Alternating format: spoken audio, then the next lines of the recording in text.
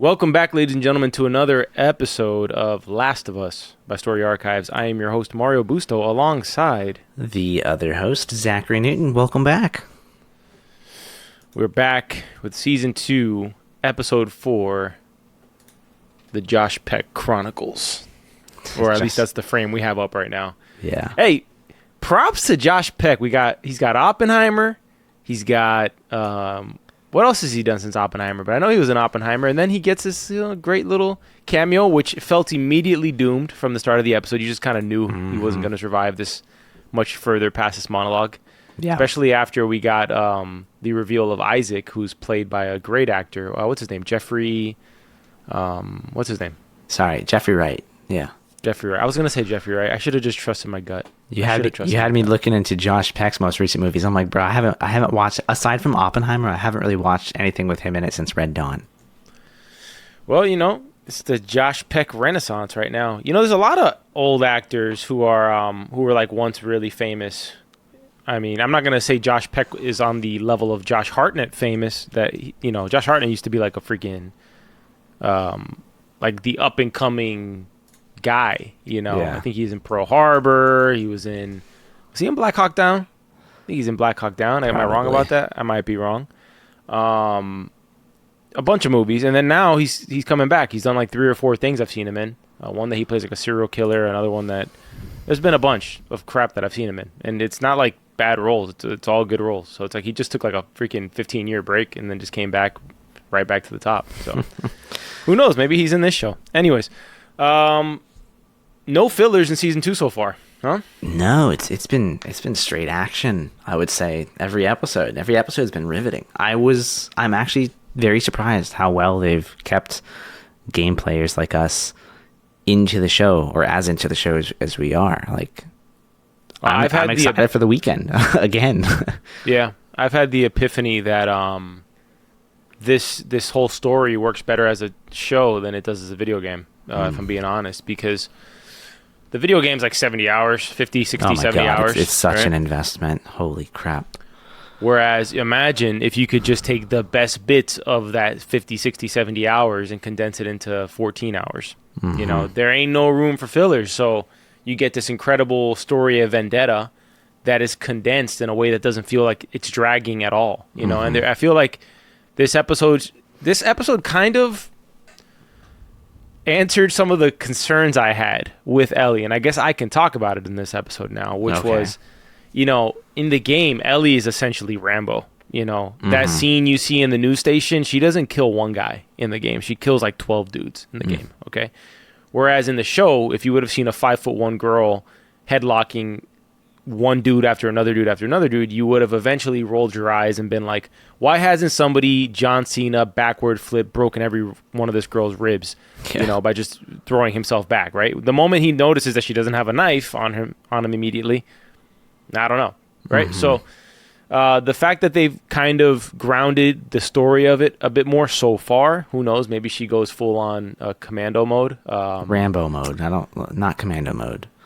Who knows? There was a scene with Ellie and Dina later in it. It might have been commando there too. You never know. That was the off-camera scene.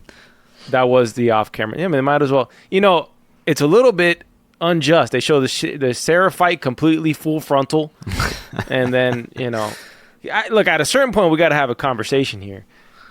I mean, we're watching it as a group, and we're watching the Sarah fight scene where Isaac's torturing this cult member. Mm-hmm. Do we need to see the full-on package? Do we got to see, do we got to see everything at this point? It's such an HBO thing. It's like they'll just read through a script and be like, not enough dick. Throw one in here and here. Great. We'll call it a day. Sprinkle some in here. Sprinkle a shaft in here. Sprinkle something else. What about Dina and Ellie, sir? No, none of that. But look, honestly, that's a joke about the Dina and Ellie thing. But I mean, could we not have done like a loincloth? Just anything. Yeah, like something. We're putting this out in like at a certain point as artists, you're putting stuff out into the world. Like why do we have to amplify such a visceral image? And at the end of the day, it's uncomfortable for the actors. I'm sure that actor who played that Sarah fight, maybe in an interview he's like, no, I needed to do that for the scene because it would have been like this. Maybe. But I'm sure most actors don't want to sign up for full-on frontal gigs. And maybe it was a fake one. I know they have the prosthetic ones that they use sometimes for scenes. But nonetheless, it's just like there's certain things that we're putting so much darkness into the world. The show's already dark. Like, there's ways that you could draw it back and also, like, ramp certain things down. But, you know, maybe that's just the HBO way, man. They just got to, you know, have the exclamation points. I mean, it does, I guess, just make us feel like the Wolf WLF is just so much worse, right? Like, they're just horrible people, right? Like, so I get that, though I would say just having Isaac torture this dude and then just shoot him in cold blood would probably have done the trick. I'm sure I'm sure most people are watching that scene and being like, I could have done without that. Which, look, it's more of just a general statement of I think the way the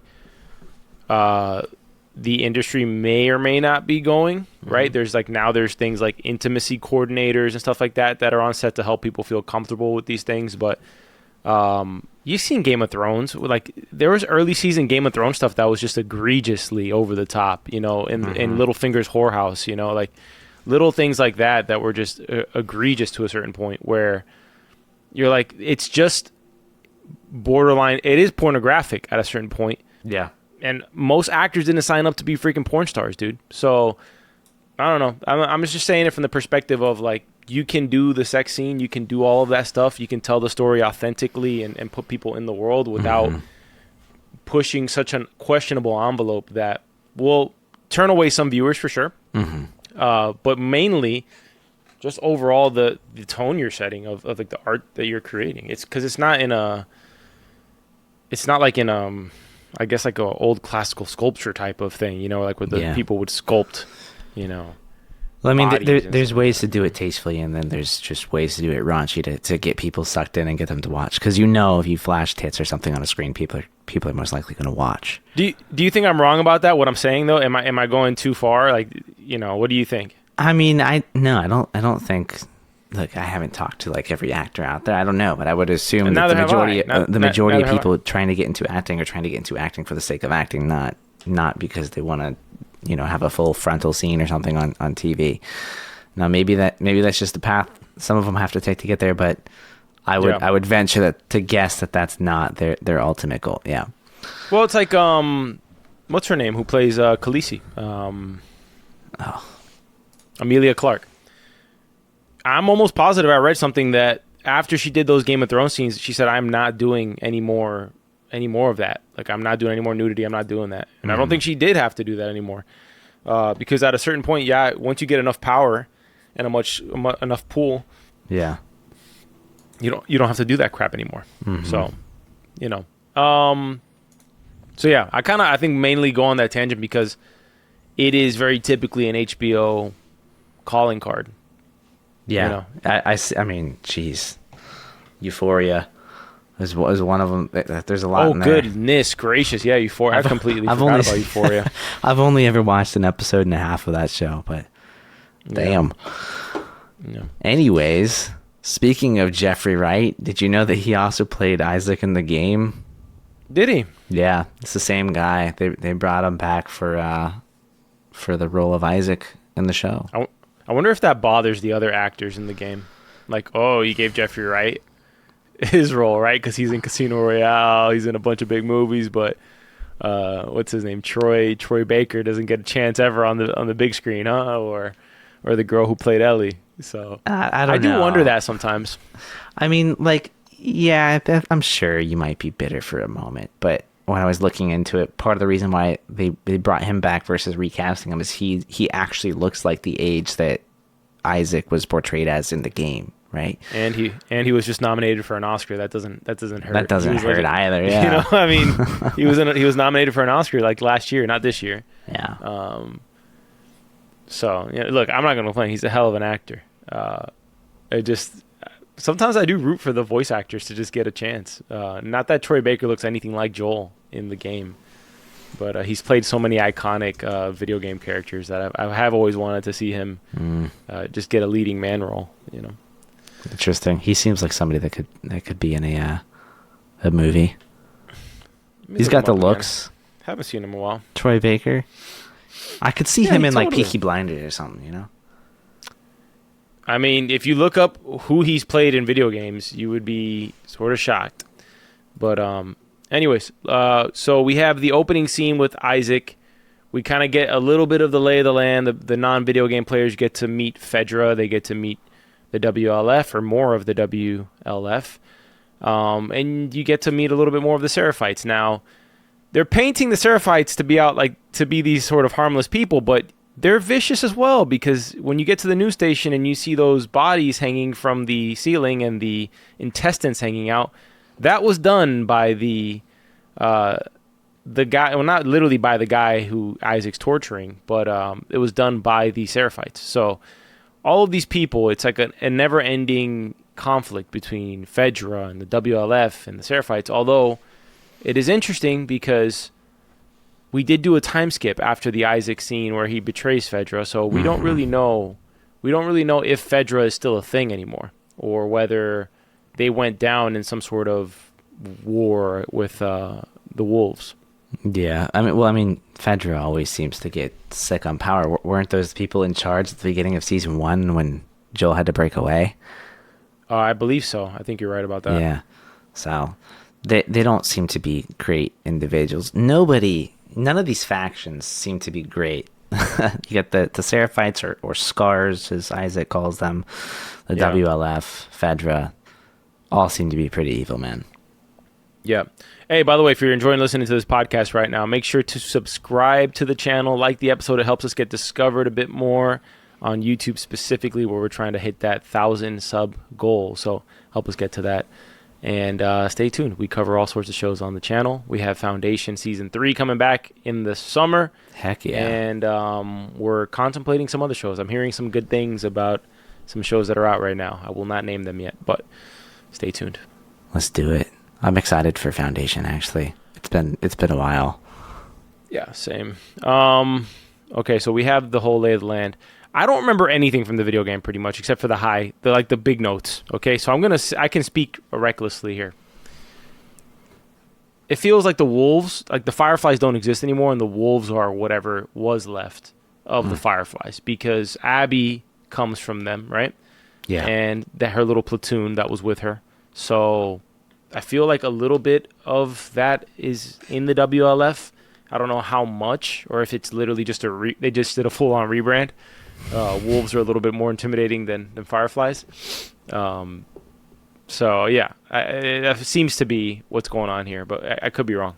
Yeah, I'm very curious to see how long it's going to take for.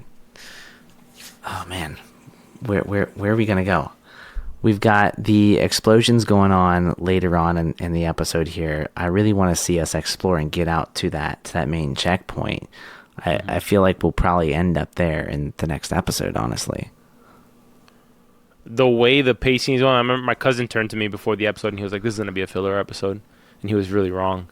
There's only 7 episodes in the first half of this season, right? So I would assume they get straight to the point with that explosion that's going on there. And I believe we had word, isn't Nora with them on the walkie-talkie? Yes. They recognize one of the names. So Nora is over there. Right. And they need anybody who can get them closer to Abby. So this is going to be picking them off one by one type of thing. Yeah. I wonder what Abby's role is looking like at this point. Do you think she's buffed up at all now that she's in a much more... I mean, this is a lot more violent compared to, her past with the Fireflies. Abby? Yeah. Well, remember, there wasn't a time skip from when she killed Joel. That it's only been a couple days, maybe a couple weeks. No. Actually, no. It was a couple of months. 3 months. Yeah. 3 months. Yeah, it was a few months. So she's had some time to buff Not up a enough. little bit. Not a little enough. bit. I mean, we're not talking 4 months? like Yeah. we're not talking about Toned. Abby in the game. No, yeah, toned veins coming down her, Yeah. like her bicep, maybe. Yeah, for maybe. But I don't think we're gonna see too much of a buff. You imagine she's just ripped. She's got a prosthetic like suit on or something. Yeah. That'd kind of be funny, to be honest. What happened to the horse? I don't think we ever really find out. I think they just left it.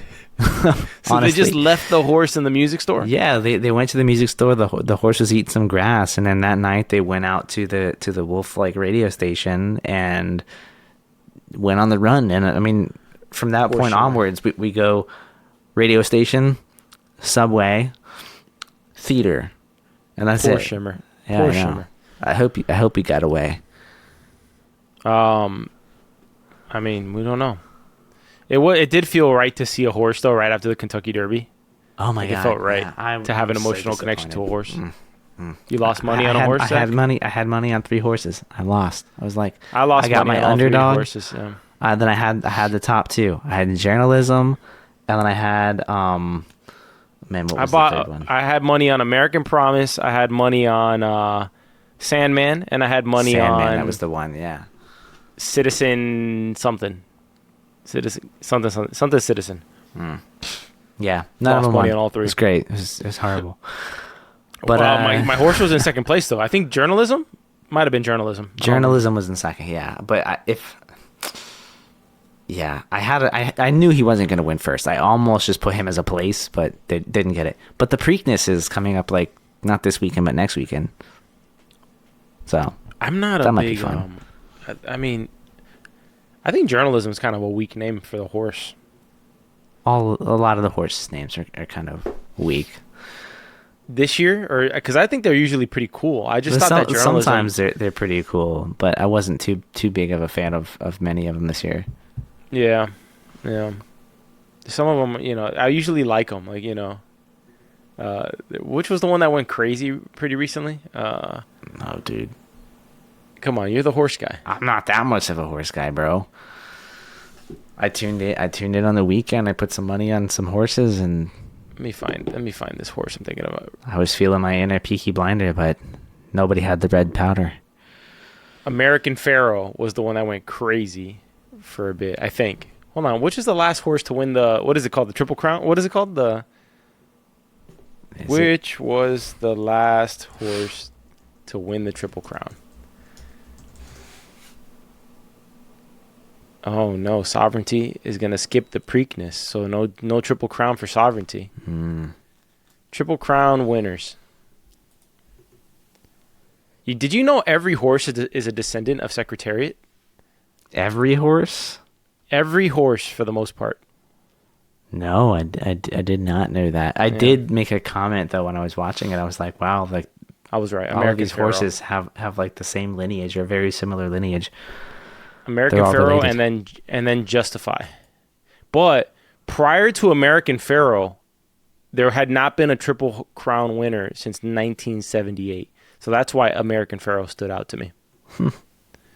Okay. Well, now you know.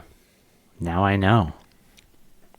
Dude, today's been kind of cool, man. We're talking about an iconic video game TV show, but GTA 6 dropped their trailer today. Their second trailer after a year and a half. Yeah. I read a Reddit leak. We won't talk about this too long, but like a Reddit leak of why it's been postponed again. And somebody called BS on it already. This guy, Jason Schreier, who's like a big-time video game reporter. Yeah. But it was essentially saying that the game is done, but they're trying to avoid crunch for the online mode, because when it released, GTA 5 released in 2013, the online mode didn't release for like a year after the game dropped, and it was a big stink because they kept on having to delay, and then they were just like, F it, we got to delay like big time. So they're trying to avoid that, which I'm super bummed about. But yeah, I just want the game to come out. Like I could care less about the online mode with like GTA. I've never been into online mode with Red Dead or GTA. I had a stint of like a month. I'd play online. That was about it. I think GTA 6 will be better online, but we'll see. Okay, so we got the famous guitar serenade scene with Ellie and Dina in the music shop. They did skip over the Pearl Jam cover. There was supposed to be a Pearl Jam cover in this scene, and I wonder, was that a money thing? They didn't want to pay the licensing for the Pearl Jam song, or if they were just like, we can't do a 7-minute song rendition here, because Ellie does play through Aha, Take On Me. She didn't dare go for the high note on Take On Me. She did change No, her octave. she played it pretty safe. It came out well though. I liked it. It was a very very touching scene overall. It was. I wasn't expecting it. I was like, are they gonna like dub her voice, or is she gonna? No, she did terrific in the scene. She did good. She's been getting a lot of hate online, and I think it's really unjustified, to be honest with you, because in terms of actually embodying the role of Ellie, I think people forget that Pedro Pascal doesn't look like Joel. No, okay, not at all. All right, he did a great job as Joel, but Ellie's done a fantastic. I mean, I even called her Ellie right now. Bella's done a great job as Ellie, and it's just kind of ridiculous. Moral of the story, folks: you can't please everybody. All right, so Bella, keep doing your thing. You're killing the role. You can't. That's why we get full frontals in the torture scene. Had to bring it back. That's what's on screen right now for us. So that's great. Thanks for sparing our eyes. I like the whole cookware monologue because I knew what was coming the whole time. I knew there was going to be a guy. I didn't know where it was going. I honestly, I was like, for a minute, I thought he was just like really talking about his passion here. He was like going to cook an egg or some shit. And no. We're just going to cook some skin. As somebody who recently bought some metal pans, not French quality, Thomas Keller level French laundry type cooking pans, but someone who's cooked pans, I did do a little amen when he said these are a pain in the ass to clean, because my goodness, dude, to cook on these pans, because the pans you ordinarily cook with, if you're getting the wrong pans, folks, look at the stuff that they spray your pans with, the Teflon and all that crap. It's horrible for you. All the chemicals, especially when it breaks down and gets that little sticky residue. Yeah. That's like absolutely horrible for your health. Flakes off into your eggs. Yeah, and then the flip, dude, I was eating on those pans for years, not knowing, and my mom came over one day. She's like, "What have you done?" Like, you've killed yourself. Yeah. So no, I got these pans. Anyways, but they are a pain in the butt to clean, man. You get anything burns on them, they get stuck. But did you catch the whole little backstory of the Seraphites with the prophet and just how dedicated this cult member was to not spill the beans on the plan, so to speak, to Isaac? But Isaac did look a little bit concerned about supposedly Wolf WLF members being converted. Yeah, converted to Seraphites. Yeah, every day one member of the WLF gets converted to a Seraphite, but nobody ever leaves the Seraphites.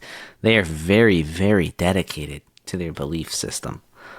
That is for sure. I mean, this guy willingly holds out his hand to be burned because he knows it's going to happen. I thought that was probably the greatest moment in that scene, was when he turns around and he's already holding out his other hand. Mm-hmm. I thought that was pretty powerful. That's kind of a boss move. Like if you're going to be butt-ass naked being tortured to death, yeah, I'd do that. Highly unrealistic, though. Yeah, I mean, I wouldn't want. I'd be holding my hand as close as that good to me. Well, no, just look. There's nobody would ever hold up under torture. Nobody holds up under torture. They don't. That's fake. That's a movie thing. People don't hold up under prolonged torture. You just can't. Mm-hmm. So you can hold out for a period of time, but it's not going to be forever. I know you may think that you could, hold out in a prolonged period of torture. You have to outlast your torturer, right? Like get them frustrated and get them frustrated. Piss them off and just let them off you. I used to think I used to watch movies and be like, oh, why did he break so fast? And then one day my dad was like, you're a fool. Like nobody lasts under torture. Let me shove this bamboo under your fingernails. Yeah, I was literally watching something the other day, and they were just like, yeah, even like the general was like, nobody holds up under torture. It's just a matter of how long can you not, like how far can you go, or can you make them believe a lie in some way, Yeah. So, yeah. So when he's holding out his other hand, I was like, oh, come on. It's probably better than being flayed, right? My mind is going back to Game of Thrones. Might be one of the worst ways to go, man. Goodness gracious. Yeah, that's horrible. I don't know why recently, every time well, not every time, but recently on social media, I've gotten a few videos where it's like walking me through like these ancient torture things. And I'm like, geez, dude, it's dark as shit. I won't say what pops up on my social media, but Dina. Actually, Dina is pretty though. I will say that. Anyways, besides Zach and his torture methods, I'm not looking it up. It's just in the feed. Like, if we had to say, would this Seraphite hell have held up under Ramsay Snow's torture methods? I don't think so. Anybody, man. Anybody would. No. Oh, jeez. That dude broke. He breaks everybody. Yeah. Goodness gracious. Talk about a good actor, by the way. Mm-hmm. He kind of reminds me of the guy from the movie Sinners a bit. I have not watched that movie yet. It is on my list. I've been hearing a lot of great things about it, though. Yeah. So the best scene of the episode, it's the news station scene leading to the subway scene where Ellie goes in. They see the bodies. They are able to take out one of the WLF members. I'm glad it did not turn into a prolonged cat and mouse chase. Same.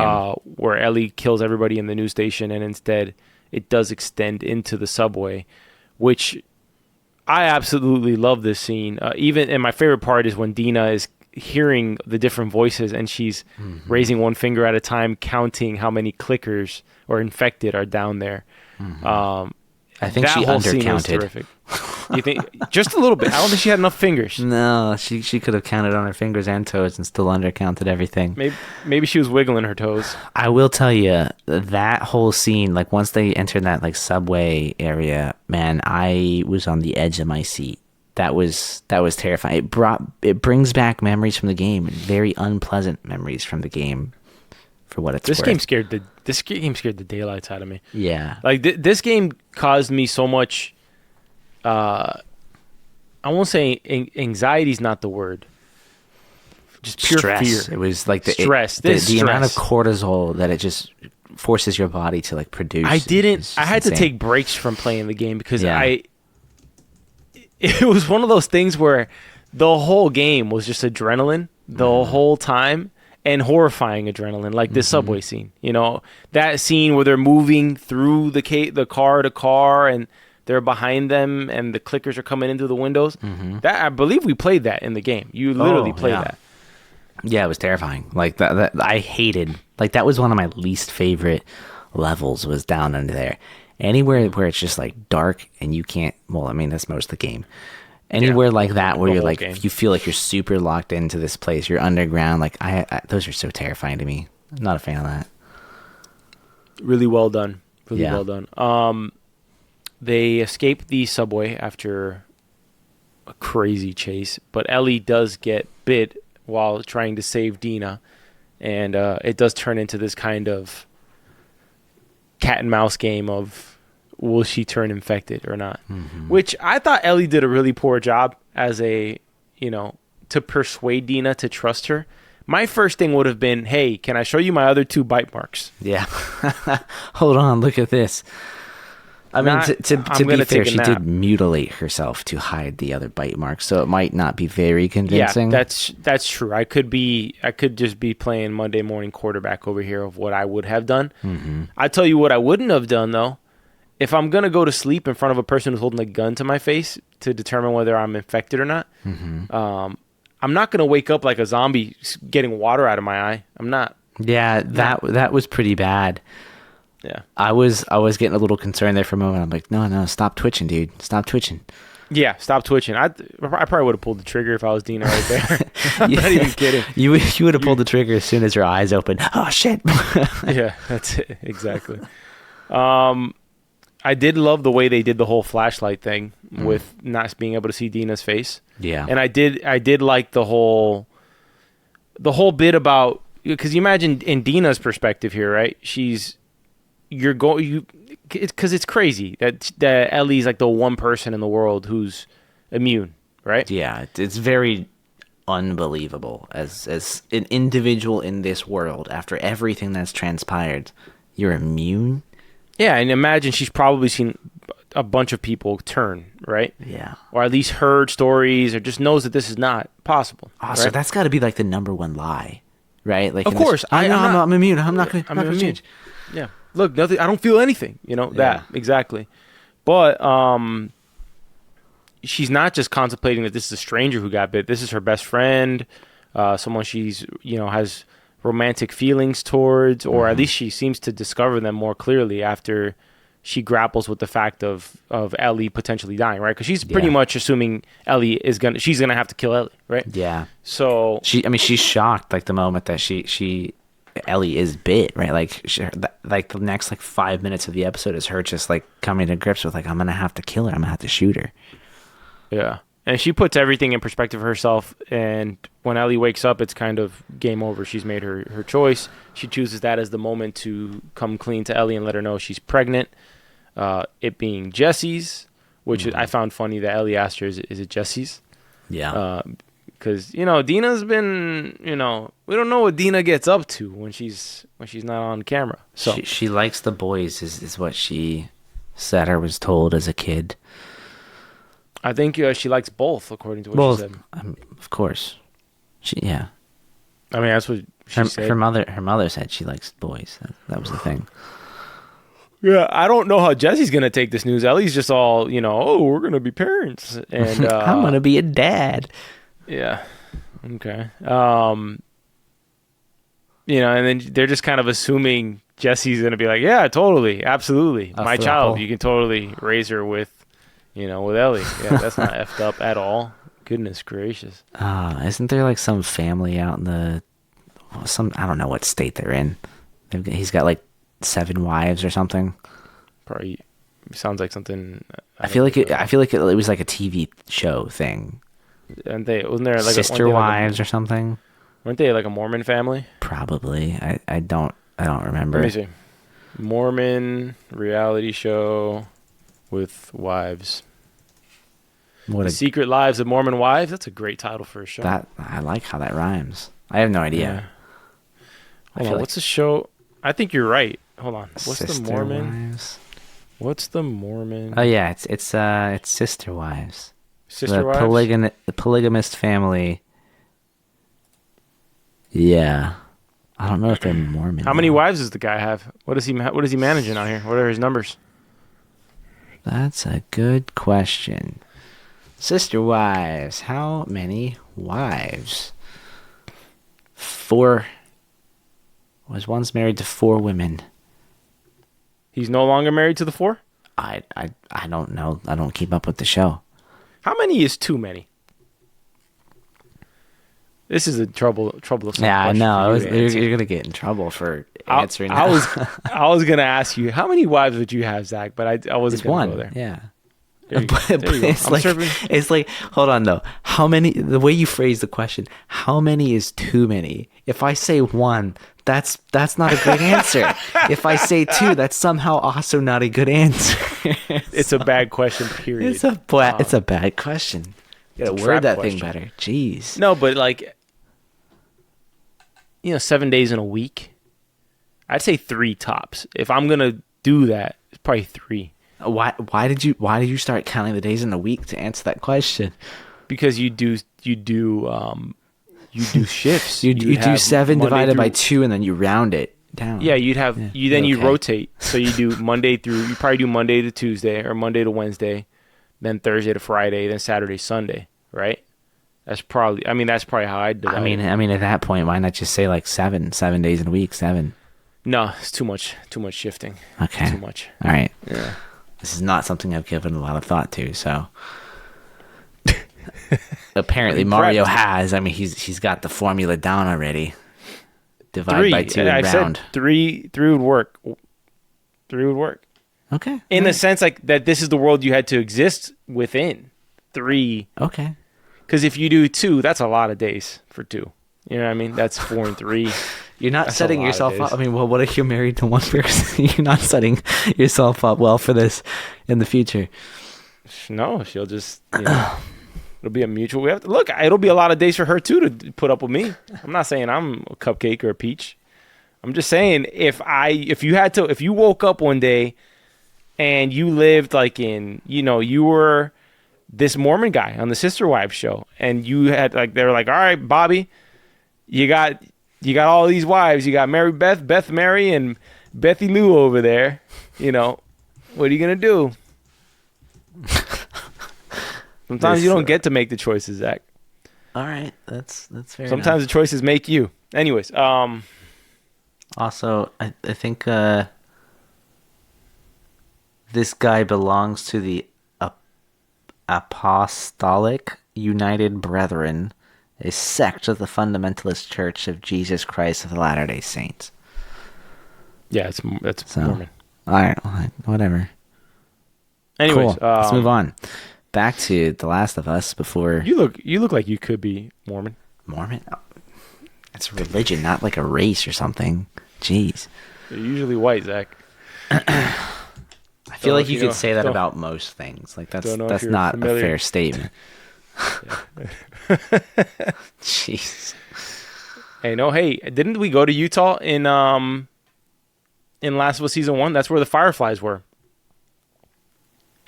Yeah, I think. Yeah. Where's the last time you see us? Utah or wherever. I think that was it. We're not there now, so there's that. Yeah. So, anyways, Dina and Ellie have a romantic moment. They should have at least found a cushion on somewhere in the. Yeah, I mean that floor, that wooden hard floor, couldn't have been too comfortable. Yeah, I think it was carpeted, but nonetheless, they do hear explosions. Of carpet, dude. Jeez. Yeah, but there's an. My floor's carpeted. There's wood underneath the fucking carpet. Is there wood? Yeah. There's an undertone this whole episode because it ends with those explosions we hear in the distance. Yeah. But throughout the whole episode, it's that the Seraphites are planning something secret, but nobody knows what it is. Mm-hmm. So presumably, the end of the episode is we're seeing whatever that attack was supposed to be is occurring, and we do hear that one of the people who was with Abby when she executed Joel is with them, aka Nora. Which should be very interesting for next episode. Although I was a bit confused. Is Dina going to go with her or is she going to stay behind? Because they hold hands at the end as if they're going to stay together, as if Dina's going to go with her. But to me, I understood that as Dina's going to listen and stay behind because she's pregnant. You would think Dina would probably stay behind. But she seems pretty hard-headed. I don't know that she will. I feel like we'll probably get maybe one more episode of her like traveling with Ellie. Like I feel like it would make sense to have that sort of high stakes, episode. But then she's got to stay behind. I think she stays behind. I think like Ellie locks her in a room or something, makes her stay behind. Seems kind of risky to lock a pregnant person in a room. Yeah, lock her in a room, and then what if Ellie dies, and then then she's stuck in there, and then she dies. Yeah, that would suck. That's very unfortunate. Hey, by the way, do you get HBO for free? Because what I learned now is that HBO has downgraded anybody who has an account. We no longer get 4K. So clearly you can tell that this is not 4K, what we're watching right here on your screen. Are you asking me if I get it for free? Yes. Do you really want me to answer that? No. Yeah. Well, yeah, I kind of get it for free. You either get it for free or you don't. What is the controversy? I get it through nothing's for free, pal. I get mine through my. It's my account. That's right. It's your account. I'm logged into your account. Okay. So you can it's for sure not 4K because I get that through AT&T gives you a bundle. I used to be the kind of person where I was like, man, I want the highest resolution. I was wondering where you're going. Like, why are you so scared to say you get it for free or not? And I forgot that you use my account. Yeah. I literally, every time I log into HBO, I see your profile. Not my face. It's a Game of Thrones face. But yeah. I used to be the kind of person where I was like, I always need the highest resolution video if I'm going to watch something because I love the crispy pixels. But once they started charging me more for the crispy pixels, gosh dang, man, I don't give a crap. But you know what though? So I'm watching it, and I'm at my cousin's, and her husband Fabio, he disappears, like in the segment of the episode. He disappears in the beginning. I'm like, where'd this guy go? He comes back, and he's like, it was really bothering me. But that's not 4K. And he went to go do research because I guess he's he gets really into, he's kind of obsessed with making sure like the quality is like the top tier.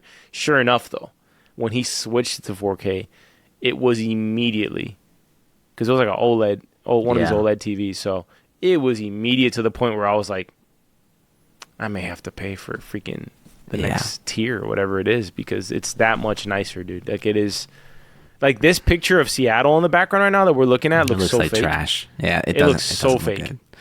In the 4K version of it, it looks fantastic. And by the way, it doesn't look horrible. I do take that back. But when you see it in the 4K version, it's... Yeah, I mean, when I say trash, I mean, like, it's pixelated. There's artifacts just because it's you're streaming it. It's low res. And compressed. Super compressed. Yeah, no, I mean, go for it. Yeah, totally. I would appreciate that. Yeah. I'll use the company card. There you go. I mean, there's some good shows on HBO, so why not? Yeah, but this is the last one I'm going to watch for a while on there, so... You could say this is The Last of Us. Anyways, with that, we will conclude this episode. Let's get into some categories. All right, let's start with favorite scene of the episode. The subway scene. There's no other real choice here. The subway scene was great. I'm stuck between... Man, Isaac really killed it for me. So, I kind of liked the whole scene where he just blew up Josh Peck with some grenades. What is up with your vendetta against Josh Peck? I have nothing against Josh Peck. I love him and Drake and Josh. It was great. But it was that, and man, Isaac's dark. I mean, him torturing the Seraphite was interesting. I liked the monologue quite a bit. I wasn't expecting that from him, to be honest with you. Yeah. Well, how about favorite character of the episode then? For me, it's Dina. Of course, you'd pick Dina. I'd say no, but legitimately, aside from my attraction to Dina, she was my favorite character in the episode. Wasn't Ellie? No, I mean, it wasn't Ellie for me either. I would pick Isaac. I feel like he's a very memorable character, right? Yeah, he is. So yeah, I will go with Isaac on that one. This isn't going to help your algorithms. Probably not. No, probably not. I would say the reason I'll say Dina, and let me back up the choices. Yeah. Just the various moments in the episode, I thought she really presented, because before this episode, you kind of think that she's somebody who's kind of playing with Ellie a bit, you know? A little bit, yeah. She did kind of have that vibe. She cares about her, but she's too like wishy-washy, too indecisive. And in this episode, it's kind of like it's a full circle thing for her, you know, especially after the bite. I thought her acting in the scene where she's very conflicted about if Ellie's infected or not, I thought she kind of killed that scene. So I thought that, you know, she just was the most memorable performance in the episode, aside from Isaac. If I had to rank it, I'd say her, Isaac, and then Bella makes it tough because she did a great job in the guitar. I forgot about that. It was a really good scene. I did like it a lot. It's just not the kind of scene that sticks with me very much. Not compared to the other ones. But I think that's a fair reason for picking Dina. I think that's fair though, for it not to stick to you, because if you think about it, it didn't really play too much into the rest of the episode, other than it being sort of fan servicey in its intent. Yeah. And also the fact that Joel taught her how to play guitar. Mm-hmm. You don't really get any of that sort of setup that Joel taught her how to play guitar. That's more of a thing in the game. Mm. It felt more important towards her relationship with Joel than it did towards her relationship with anybody else who's alive right now. Yeah. So, yeah. Agreed. How about favorite line in the episode? Did you have one? Good Lord. I got one. Okay, go for it. My favorite line of the episode was from Ellie to Dina, when Ellie was like, "Of course I would die for you, but that's not what this is." When she's like talking about the bite on her arm, it was a lot more convincing. That's such an Ellie line. Yeah. Yeah. Of course I'd ever die for you. That's not this. I'll be honest, invincible. If I had to say a line, I don't remember one specifically like that stands out, but the monologue about the French cookware from Isaac to me was pretty memorable. Yeah, that was pretty memorable. That was a good one. Yep. All right. Any closing thoughts, interesting tidbits before we round out this episode? No, other than the greatest sports events continue to happen outside of these TV shows. So everyone out there, I hope you're enjoying the sports that are going on. The NBA playoffs have been insane. I saw like the greatest basketball game ever. Nuggets versus the Thunder yesterday. I just saw the Pacers beat the Cavs on a game winner. It's 2 game winners in a row. And then if you're a football fan, Inter Milan beating Barcelona today in the UCL semifinals, second leg. That might have been the second best game of the season because I'll put the Manchester United Lyon game over that. And then you got GTA 6 dropped that trailer today, which everybody in the world cares about GTA 6. So yeah, man, that's where my thoughts are. And then I'm looking forward to Last of Us. It's like the only show I'm looking forward to this week. I got to catch up on Friends and Neighbors. Same. I have not watched anything since episode 3 on Friends and Neighbors yet. I got a lot to catch up on. I think you got 2 episodes to catch up on. I got 1. Studio I got to catch up on. I heard about the show called The Eternauts. Mm-hmm. Hideo Kojima was raving about it on Twitter. And then I just found out like shortly before the show, before we started recording, that Foundation Season 3 is coming in July. So all in all, and Silo just finished production about a few days ago. Ooh. So I'm expecting Silo Season 3 this year, before the end of the year. Yeah, I think November time. Probably get Silo. Man, that would be a great like Christmas present to round out the year on Silo. Ooh. Well, it's going to be fun because we'll get Foundation for the summer. We're going to get Squid Game in the summer. We're going to get Stranger Things probably in October. We're going to get The Bear in June. We're going to get it's packed. Okay, finally I was getting concerned about like the production schedule for us because I was like having a hard time finding shows.